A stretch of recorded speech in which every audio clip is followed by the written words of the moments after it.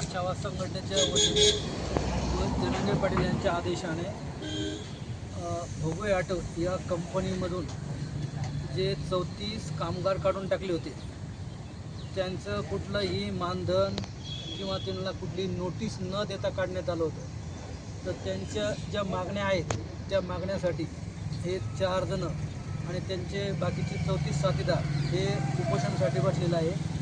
आज त्यांच्या आंदोलनाचा 4था दिवस आहे. तरी कुठल्याही कार्यालयाने म्हणजे आयुक्त असो, कामगार किंवा कंपनीचं मालक असो, या कुठल्याही लोकांनी त्यांची आतापर्यंत दखल घेतली नाही व त्यांच्या जे उपोषण स्थळ आहे तिथं भेट दिलेली नाही. त्यामुळं शासनाने लवकरात लवकर त्यांची मागणी मान्य करावी, अन्यथा या 4 अन्नत्याग करणाऱ्यांना जर काही बरं वाईट झालं तर यास विभागीय आयुक्तालय व कामगार आयुक्त जबाबदार राहील.